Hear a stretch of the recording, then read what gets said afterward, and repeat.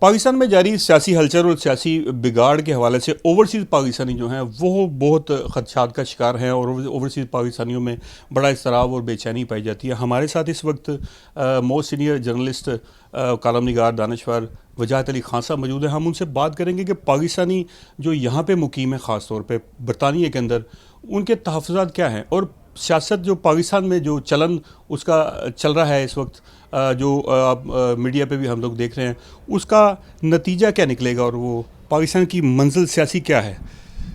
تو مجھے صاحب بتائیے گا، یہ جو پاکستان میں سیاست کا جو چلن ہے، جو نظر آ رہا ہے منظر عام پر، جو اسکرین پر نظر آ رہا ہے، جو حقائق ہیں، آپ ان سے مطمئن ہیں کہ یہ جمہوری عمل ہے؟ جی بالکل بھی نہیں۔ اس کی وجہ یہ ہے کہ اس وقت جو پاکستان کی سیاست جاری ہے، اس میں آپ جانتے ہیں کہ پاکستان کی پچھلے 75 سال کی سیاست دیکھ لیں، کوئی اپوننٹ ہوتے تھے، کوئی حکومت میں ہوتے تھے، کوئی اپوزیشن میں ہوتے تھے لوگ، اور ان کی آپس میں دشمنیاں بھی بہت زیادہ ہوتی تھیں۔ لیکن جو اس وقت چلن ہے، جو لفظ آپ نے استعمال کیا، سیاست کا چلن، وہ کوئی اتنا خوشکن نہیں ہے۔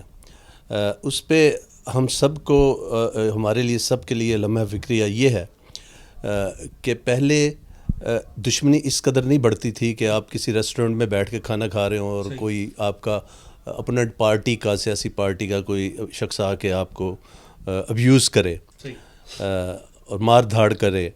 لیکن یہ کلچر بدقسمتی سے اس وقت پاکستان کی پولیٹکس میں موجود ہے۔ کس کی وجہ سے ہم نام اس کا نہ لیں تو بہتر ہے، لیکن میں بھی پچھلے کوئی 3 دہائیوں سے برطانیہ میں مقیم ہوں۔ میں نے یہ دیکھا ہے کہ اس ملک میں سیاسی پارٹیز کے لوگ یہاں موجود ہوتے تھے، آپس میں ملتے جلتے بھی تھے، آپس میں بحث بھی کرتے تھے گھنٹوں، لیکن گالم گلوچ یا مار دھاڑ یا اس طرح کی باتیں کبھی بھی نہیں ہوئی تھی۔ تو میں تو ہوپ فل نہیں ہوں پاکستانی پولیٹکس سے۔ پاکستان کے جو ارباب بست و کشاد یا اس کو ڈسکریشن پاور رکھنے والے جو لوگ ہیں یا جو ادارے ہیں، ان کو یہ چاہیے کہ پاکستان کا یہ ڈرٹ جو ہے اس کو کلین کریں، اور ویسی ہی سیاست ہو جیسی کہ، بلکہ پہلے جو آج سے 30-40 سال پہلے سیاست ہم نے دیکھی ہے، وہ بھی اس قدر حوصلہ افزا نہیں تھی، لیکن پھر بھی ایک کرسٹ تھا پاکستان کی پولیٹکس میں۔ وہ اخلاقی کرسٹ بھی ختم ہو چکا ہے اور وہ سماجی کرسٹ بھی ختم ہو چکا ہے۔ یہ سب سے زیادہ الارمنگ سچویشن ہے اس وقت، کہ جس معاشرے سے اخلاقیات ختم ہو جائیں، ایک دوسرے کی عزت لحاظ ختم ہو جائے، وہاں وہ معاشرے پنپتے نہیں ہیں، وہ تباہی کی طرف جاتے ہیں۔ تو وجہ صاحب ایک سوال یہاں یہ بھی پیدا ہوتا ہے کہ سیاسی جو پارٹیاں ہمارے ملک میں جو بھی ایگزسٹ کر رہی ہیں، بڑی چھوٹی تمام پارٹیاں، وہ کسی ایک نقطے پر اکٹھی نہیں ہوتی۔ مثال کے طور پر اگر اسٹیبلشمنٹ کی بات آتی ہے کہ اسٹیبلشمنٹ کی انوالومنٹ پاکستان میں بہت زیادہ، اور یہ کافی جگہوں پہ دیکھا بھی گیا ہے، سیاسی تاریخ بھی بتاتی ہے کہ ہے بالکل۔ تو سیاسی پارٹیاں اپنے دوسرے اختلافات کو ایک طرف رکھ کے، سیاسی نظریات کو ایک طرف رکھ کے، کیا اس پر کنسنسس ڈیولپ نہیں کر سکتے؟ کنسنسس اس لیے نہیں ہو سکتا کہ آپ نے دیکھا کہ جو سابقہ حکومت تھی پی ٹی آئی کی، اس میں وہ یہ کہا کرتے تھے کہ اسٹیبلشمنٹ ہمارے ساتھ ہے، ہم ایک پیج پہ ہیں۔ یہ ایک پیج کا آپ نے ہمیشہ سنا۔ جو ہی ان کی حکومت ختم ہوئی تو انہوں نے وہی جو دوسرے پیج والے تھے ان کو یہ کہنا شروع کر دیا کہ آپ ہمارے ساتھ آ جائیں، آپ نیوٹرل نہ رہیں، نیوٹرل جانور ہوتا ہے۔ تو پھر جب جو ہی ایک پارٹی جو زیر عتاب آتی ہے تو وہ نیوٹرل کی طرف دیکھنا شروع کر دیتی ہے۔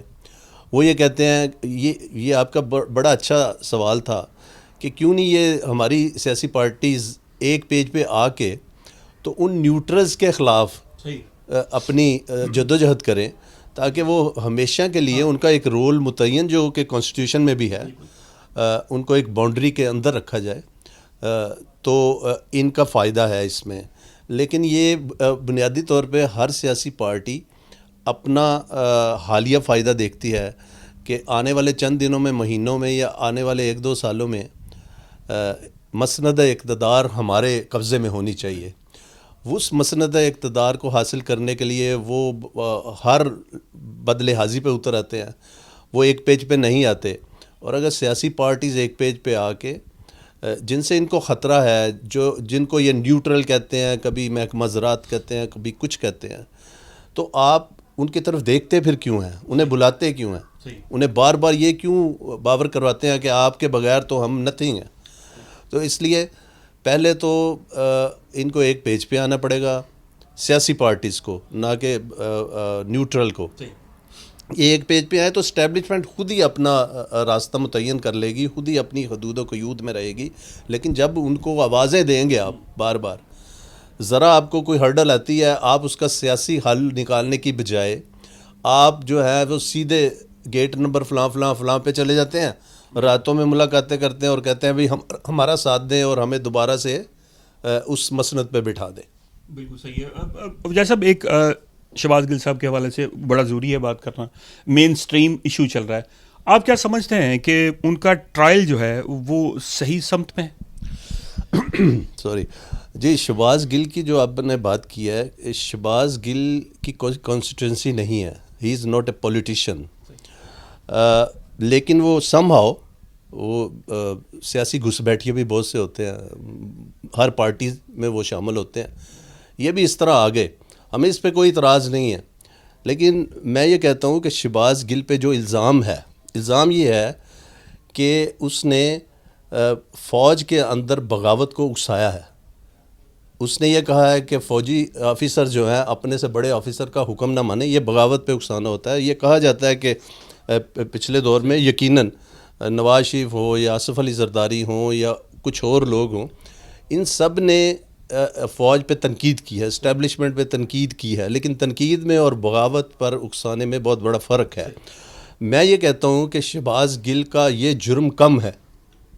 اس سے بڑا جرم یہ ہے کہ شہباز گل نے جو سوکیانہ زبان، جو بازاری لہجہ، جو گٹر لینگویج استعمال کی ہے نیشنل ٹی وی پہ آ کے، شہباز گل سے نہ کوئی صحافی، نہ کوئی اینکر، نہ کوئی سیاستدان، نہ کوئی فوجی، نہ کوئی ڈاکٹر، نہ کوئی عدلیہ، نہ کوئی جج، اس کی زبان سے کوئی محفوظ نہیں رہا ہے. میں سمجھتا ہوں کہ شہباز گل کو سزا اگر ہونی چاہیے تو وہ اس کیس میں ہونی چاہیے کہ تم نے بیسک کرسٹ پاکستان کا جو رہی صحیح اخلاقیات تھی وہ تم نے ختم کر دی ہیں.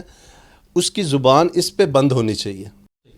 آخر میں خان صاحب ایک بات ہے اوورسیز پاکستانیوں کا کے حوالے سے، بہت خدشات ہیں، بڑے تحفظات ہیں یہاں اوورسیز پاکستانیوں کے، اور یہ جو سوشل میڈیا کا نیریٹو ہے یہ بڑا اثر انداز ہوتا دیکھتے ہیں ہم یہاں پر.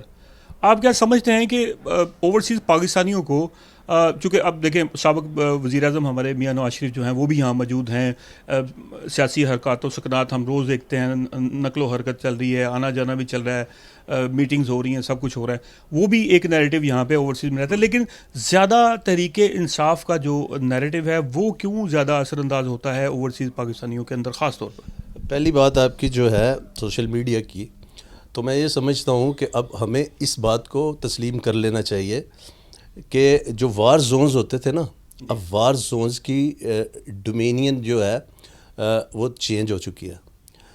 اب پہلے ہوتا تھا کہ 3 وار زونز ہوتے تھے، ایک ہوتے تھے بحریہ، ایک ہوتا تھا فضائی اور ایک ہوتا تھا بری. یہ 3 وار زونز تھے. اب چوتھا وار زون جس کو آپ 5th جنریشن وار بھی کہہ سکتے ہیں، وہ کیا ہے؟ وہ سوشل میڈیا. اب اگر سوشل میڈیا پہ یقیناً پاکستان میں بھی اب وہ قوانین بن رہے ہیں سخت، اور دوسرے ملکوں میں تو ہیں ہی. اب سوشل میڈیا پہ جو کوئی حرکت کرتا ہے، وہ میں ہوں، آپ ہوں، یا کوئی پرومیننٹ فگر ہو یا ایک عام آدمی ہو، جو بھی اس قسم کی کوئی حرکت کرتا ہے جس سے معاشرے میں انتشار پیدا ہوتا ہے اور مار دھاڑ کا کلچر اور فسطائیت ظاہر ہوتی ہے، اس کو پکڑنا چاہیے اور اس کو وہی سزا ملنی چاہیے جو جنگ میں کسی کو ملنی چاہیے. ہاں دیکھیں، اس میں ہمیں ہسٹری کو بھی ذہن میں رکھنا چاہیے. ہمیں یہ دیکھنا چاہیے کہ یہ ضروری نہیں ہوتا کہ جس کے ساتھ 20 لوگ ہوں تو وہ حق اور سچ کا علمبردار ہوتا ہے، اور جس کے ساتھ 3 لوگ ہوں وہ جھوٹا ہوتا ہے. اس طرح نہیں ہوتا. ہم اس وقت چھوٹے تھے جب ذوالفقار علی بھٹو کی حکومت تھی، یا اس سے بھی پہلے جب وہ حکومت میں نہیں تھے، تو اوور ویلمنگ تھا پورا پاکستان ان کے لیے.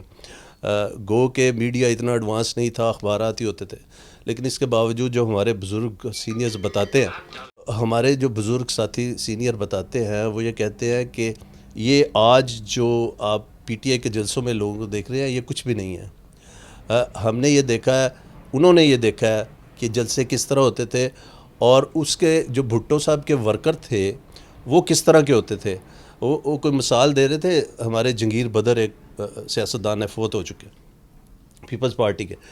تو جب ضیاء الحق کے دور میں ان کو کوڑوں کی سزا دی گئی اور موچی دروازہ لاہور میں وہ ٹک ٹکی سجائی گئی, ان کو جب پہلا کوڑا لگا تو ان کی چیخ نکل گئی. تو وہ جو کوڑے مار رہے تھے یا جو آفیسر تھا اس نے کہا یار اس کی چیخیں جو ہے نا سارے لوگوں کو سنانی چاہیے جو ارد گرد ہزاروں کی تعداد میں اکٹھا ہوئے ہیں, تاکہ ضیاء الحق کا ایک دہشت پڑے عوام پر. تو انہوں نے اس کے آگے مائک رکھ دیا اور سپیکر لگے ہوئے تھے. وہ مائک اس لیے رکھا کہ جب کسی کی چیخیں لوگ سنیں گے تو وہ دہشت زدہ ہوں گے. تو جنگیر بدر کو یہ ظاہر نظر آ رہا تھا.